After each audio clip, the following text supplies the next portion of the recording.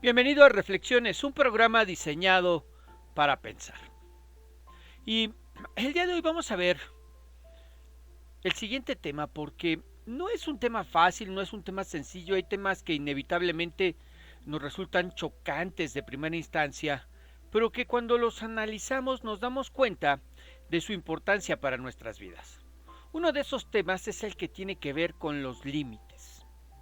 Límites que a la gran mayoría de nosotros no nos gustan, pero con los que de manera inevitable tenemos que vivir.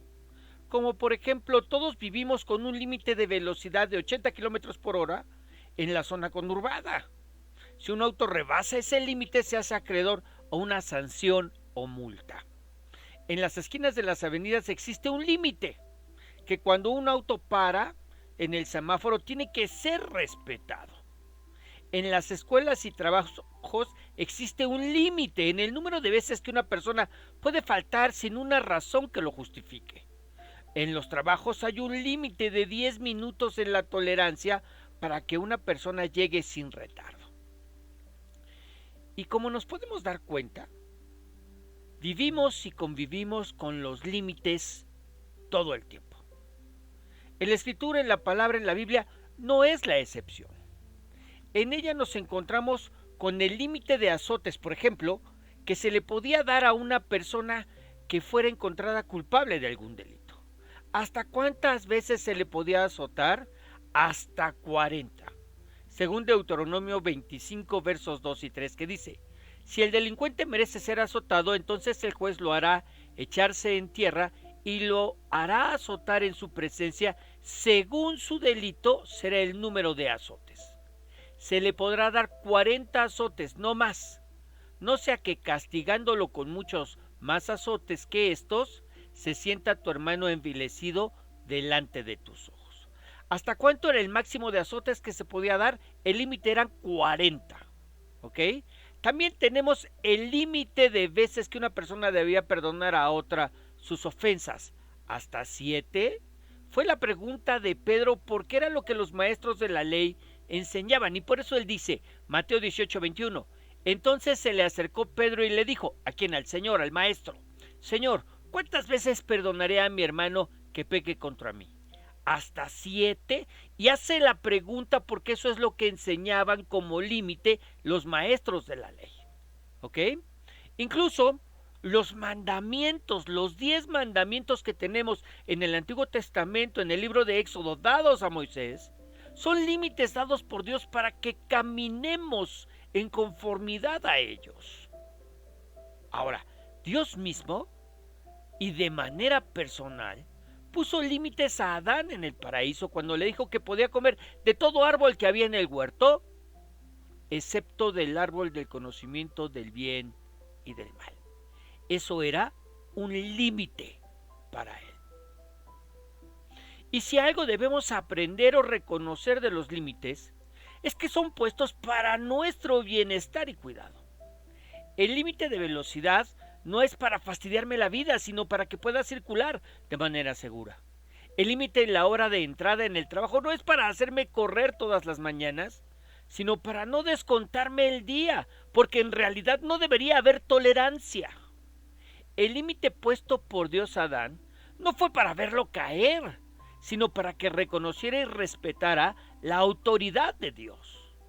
En realidad los límites son puestos para nuestro beneficio, aunque a veces nos cuesta trabajo verlos así. En la escritura tenemos el caso de un hombre que vivió al margen de los límites y creyó que no le pasaría nada por haber escogido ese estilo de vida. Hablamos de Sansón, el 12º juez de Israel, de quien nos dice la Biblia que fue anunciado su nacimiento de manera milagrosa. No solo por su anuncio, sino porque su madre era estéril y no podía concebir. Sin embargo, un día se les apareció el ángel del Señor para decirles. Jueces capítulo 13, verso 2, que dice: y había un hombre de Sora, de la tribu de Dan, el cual se llamaba Manoa, y su mujer era estéril y nunca había tenido hijos. A esta mujer apareció el ángel de Jehová y le dijo: he aquí que tú eres estéril y nunca has tenido hijos, pero concebirás y darás a luz un hijo. Ahora pues, No bebas vino ni sidra, ni comas cosa inmunda, pues he aquí que concebirás y darás a luz un hijo. Y navaja no pasará sobre su cabeza, porque el niño será nazareo a Dios desde su nacimiento. Y él comenzará a salvar a Israel de mano de los filisteos. ¿Qué les dijo el Señor acerca de ese hijo? Que sería un hombre dedicado a Dios desde su nacimiento y cumpliría con un voto de nazareato. Sería nazareo, no nazareno de la ciudad de Nazaret, sino nazareo. ¿Qué es esto? Un nazareo, un devoto o consagrado, era una persona que hacía un voto de completa dedicación a Dios. Este voto incluía abstenerse de ingerir vino o bebidas embriagantes, no cortarse el cabello y no acercarse a un cadáver por un periodo determinado de tiempo o durante toda su vida, como en el caso de Sansón. Es decir, Sansón estaría completamente dedicado a Dios toda su vida y precisamente por eso no cortaría nunca su cabello. Jamás bebería vino o cosa semejante, ni se contaminaría en ninguna de sus formas. Es decir, no se acercaría a tocar ningún cadáver, ni tendría relaciones sexuales prohibidas, de manera muy similar a lo que los sacerdotes debían hacer. Sansón fue apartado para vivir una vida diferente llena de límites que lo llevarían a vivir para Dios. Pero, ¿qué sucedió con Sansón? En él miramos al hombre que lucha en contra de su llamado. Un hombre apartado para Dios que no desea vivir apartado para Dios y que violó, traspasó, no respetó ninguno de esos límites cuando tuvo edad para hacerlo. ¿De qué hablas, pastor? Mira, mientras fue niño y adolescente que dependía de sus padres, Sansón guardó y respetó su llamado. Pero cuando tuvo edad para tomar sus propias decisiones, ¿qué crees? Decidió mal. ¿Qué hizo? Bueno, lo primero que hizo fue que cuando tuvo edad para casarse, le pidió a sus padres que le tomaran por esposo a una mujer extranjera, a una mujer filistea. Algo que solamente no estaba prohibido hacer para él, sino que le estaba prohibido a todos. Pero él, como nazareo, con mayor razón, estaba obligado a cumplir con su voto. Pero no lo hizo. Lo segundo que hizo fue que cuando iba a buscar a la que iba a ser su esposa, a la filistea, le salió un león a su encuentro y lo mató como quien despedaza un cabrito con sus manos. Y yo creo firmemente que hasta ese momento supo que tenía una fuerza sobrenatural dada por el Espíritu Santo. Ahora, tiempo después, cuando pasó, vio cómo en el cadáver del león, unas abejas habían hecho un panal y tomó y comió de él y les dio a sus padres. Cuando por el voto que había hecho no le estaba permitido tocar un cadáver y mucho menos comer de lo que había crecido en él. Lo tercero que hizo es que durante el banquete de 7 días participó junto con otros jóvenes filisteos y bebió vino.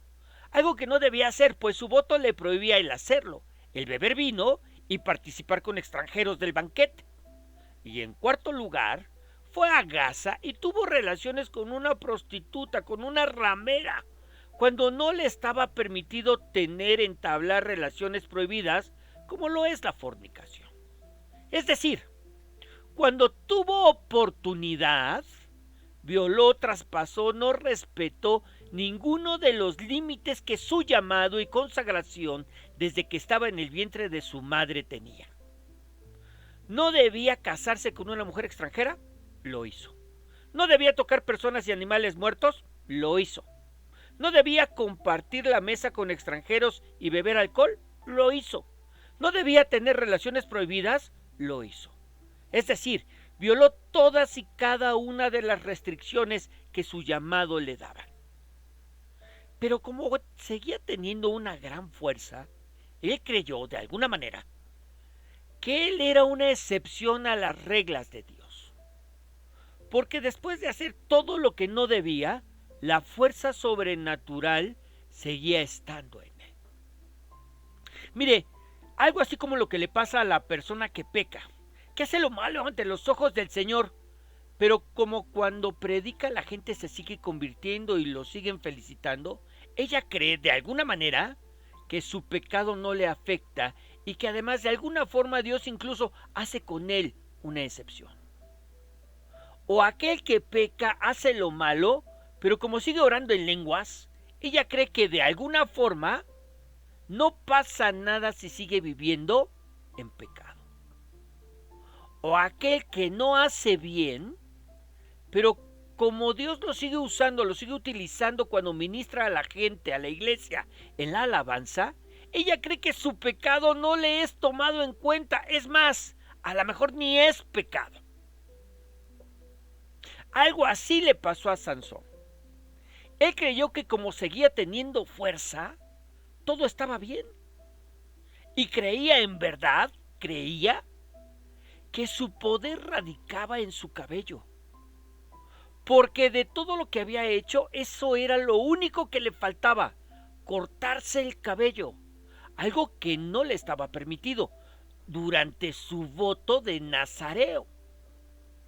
Así fue como Dalila les dijo a los filisteos que le cortaran el cabello, y así fue como la fuerza le abandonó. Entonces, la pregunta es, ¿su fuerza realmente radicaba en su cabellera? Pues claro que no. Lo que pasa es que estaba tan mal que nos dice la Biblia en Jueces 16:20. Y le gritó Sansón, los filisteos te atacan. Sansón despertó pensando que iba a librarse como antes, pero no sabía que Dios ya lo había abandonado. Es decir, nunca se dio cuenta cuando Dios lo abandonó. Estaba tan mal en su relación con Dios, que jamás se percató que Dios lo abandonó. Pero entonces la pregunta es, ¿por qué la fuerza lo dejó hasta que le cortaron el cabello? Porque antes de que le cortaran el cabello, la fuerza seguía, residía en él, venía a él. ¿Por qué cuando le cortan el cabello, la fuerza se va? Bueno, porque cuando un nazareo violaba por alguna causa su voto, o su voto terminaba porque los nazareos no eran como Sansón, que desde su nacimiento, sino que ellos hacían este voto de manera personal y de manera voluntaria. El voto consistía en vivir de la misma manera que vivían los sacerdotes, sin pertenecer a la tribu de Leví, a la tribu sacerdotal. Entonces ellos podían decir, mira, yo voy a hacer mi voto 5 años. Al término de esos 5 años, tenían que raparse la cabeza y purificarse. Así que el que le cortaran el cabello a Sansón era una señal en su carne de que su consagración terminaba y la fuerza lo dejó. Como su consagración había terminado, había puesto fin, la fuerza lo dejó. Ahora, el fin de Sansón fue triste. Lo tomaron, lo encadenaron, le sacaron los ojos y lo obligaron a darle de vueltas a un molino en la cárcel, condenado a vivir así hasta la muerte. Pero un día en que celebraban los filisteos una fiesta en honor a su dios Dagón, lo mandaron traer y lo molestaban de tal manera que servía de bufón. Se burlaban de él y se divertían con él. Cuando se cansaron, Sansón le pidió a un muchacho que le servía de lazarillo que lo llevara y lo pusiera entre 2 columnas que servían de soporte al templo en el que se encontraban. Y ahí oró al Señor pidiéndole que le devolviera la fuerza. Que le devolviera la fuerza para que pudiera cumplir con su propósito de destruir a los enemigos de Israel y vengarse de ellos. Y Dios lo oyó. Le devolvió la fuerza y vamos a ver Jueces 16:28. Entonces Sansón oró: Dios Todopoderoso, ayúdame solo una vez más. Los filisteos se han burlado de mí sacándome los ojos. Te ruego que me des fuerzas para vengarme de ellos.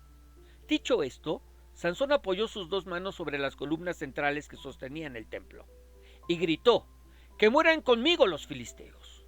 Luego empujó las columnas con todas sus fuerzas y el templo se vino abajo sobre los jefes filisteos y sobre todos los que ahí estaban.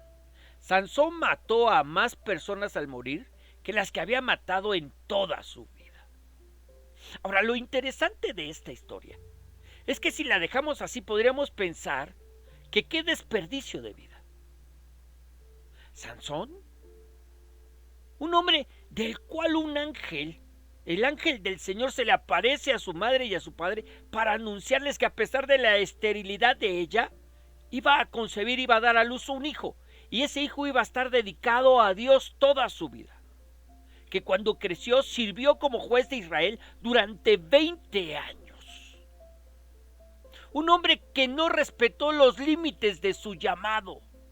No respetó los límites que su consagración lo obligaban de alguna manera a seguir. Un hombre que siempre luchó en contra de su llamado. Y que cuando le cortan el cabello como señal de la finalización de esta consagración, pierde toda fuerza, aunque Dios ya se había apartado de él. Un hombre al que encadenan, al que le sacan los ojos, y aquel que antes producía terror, ahora es motivo de burla y mofa de todos los que se encuentran a su alrededor. Si nosotros dejamos la historia así, aun cuando él, tomó las murallas o las columnas y las empujó y pudo matar a más filisteos al morir que las que había matado en toda su vida, podríamos pensar que qué desperdicio de vida, que finalmente Sansón no cumplió con aquello para lo que Dios lo había llamado. Pero cuando vamos al libro de Hebreos y miramos el capítulo 11, que es llamada la Galería de la Fe o los héroes de la fe, porque se mencionan algunos de los hombres del Antiguo Testamento que obraron conforme a la fe. Hombres como Adán, como Sem, como Noé, como Abraham, como Jacob, como José, como Moisés, como David y los profetas. También se menciona a Sansón. Mira, vamos a ver. Hebreos capítulo 11, verso 32. ¿Qué más les puedo decir? No me alcanzaría el tiempo para hablarles de la confianza en Dios de Gedeón, de Barak, de Sansón, de Jefté, de David, de Samuel y de los profetas. El nombre de Sansón está junto y en la misma línea que el de Gedeón, que el de Barak, que el de Jefté, que el de David, el rey David, de Samuel, el profeta Samuel, que fue juez, pero que también fue sacerdote y que también fue profeta del Señor. Y de los profetas, en el mismo versículo, ¿qué nos enseña esto? Que nunca, en verdad, nunca es tarde para arrepentirnos. Nunca es tarde para pedirle al Señor que nos perdone y finalmente cumplir con el verdadero propósito que tiene para nuestras vidas. La misericordia y el amor de Dios es grande, más grande que cualquier error, que cualquier falla, que cualquier falta o pecado que pudiéramos haber cometido. Su misericordia se renueva cada mañana y podemos acercarnos a Él por medio de nuestro Salvador y Señor Jesucristo en cualquier momento. Si has fallado, si de la misma manera que en Sansón has vivido sin respetar límites y negando tu llamado de parte de Dios, yo quiero decirte el día de hoy que no es tarde. Estás a tiempo de ponerte a cuentas con Dios. Estás a tiempo de acercarte a Él en arrepentimiento de esas obras muertas en las cuales caminaste sin respetar los límites que por Dios te han sido dados. Límites que no te hacen menos hombre, que no te hacen menos capaz. Límites que lo que harán de ti será alguien distinto, alguien diferente, porque el Dios que te está llamando es diferente y desea que tú seas igualmente diferente como lo es Él. Quizás has fallado, has pecado, has malentendido el evangelio y has creído que tienes que hacerte como los de afuera para ganar a los de afuera. La realidad es que no tienes que hacerte a nadie de los que están allá afuera. Necesitas compartir y predicar el evangelio, que en Jesucristo hay salvación y vida eterna, perdón de pecados, borrón y cuenta nueva para todo aquel que a Él se acerque. No es una cuestión de que tienen que mirar que mi estilo de vida es igual al suyo, porque ¿qué diferencia hay entonces entre la luz y las tinieblas? Entre su vida y la nuestra. No los estamos llamando a cambiar de banco en una religión, los estamos llamando a salvación y a vida eterna. Así que no es tarde, estás a tiempo de ponerte a cuentas con Dios, estás a tiempo de corregir tu camino, estás a tiempo de permitir que la gracia y la misericordia de Dios lleguen a ellos a través de tu vida. Arrepintámonos, pidámosle perdón a Dios y acerquémonos confiadamente hasta el trono de su gracia. Oremos. Señor Dios, Padre eterno, queremos alabar y queremos bendecir tu nombre. Hemos fallado, hemos errado, hemos cometido errores, muchos, Dios, en nuestro andar, en nuestro caminar contigo. Pero ahora venimos a ti, confiando en tu misericordia y tu grande amor para con nosotros, arrepentidos de nuestros pecados, arrepentidos de nuestros errores, de que lo hicimos mal. Y muchos de ellos, Señor, con toda sinceridad y vergüenza tenemos que decirte que no fue porque no sabíamos, sino que pecamos sabiendo lo que estábamos haciendo. Y aún así lo hicimos. Perdónanos, Dios, por ser necios, tercos, ciegos. Y Padre Celestial, permite que podamos cumplir con nuestro verdadero llamado delante de ti. En el nombre de Jesús te lo pedimos. Amén. Y amén.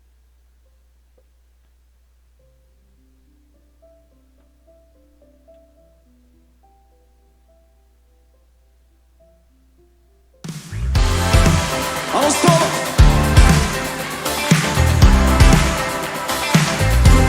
Es hora de gritar.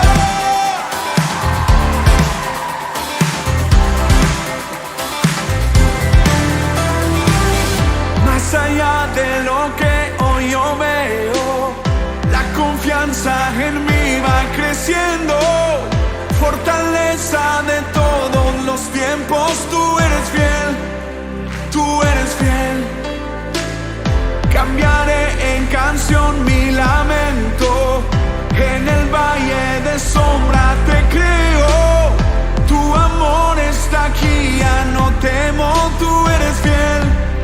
Tú eres fiel. La tierra cantará, el cielo escuchará. Todo lo puedo, en Cristo puedo. Cimientos temblarán, cadenas caerán. Todo lo puedo, en Cristo puedo. Nada es imposible para Dios. Nada es imposible para Dios. Más allá de lo que hoy yo veo, la confianza en mí va creciendo. Fortaleza de todos los tiempos, tú eres fiel. Tú eres fiel. Cambiaré en canción mi lamento. En el valle de sombra te creo. Tu amor está aquí, ya no temo. Tú eres fiel. Tú eres fiel. La tierra cantará.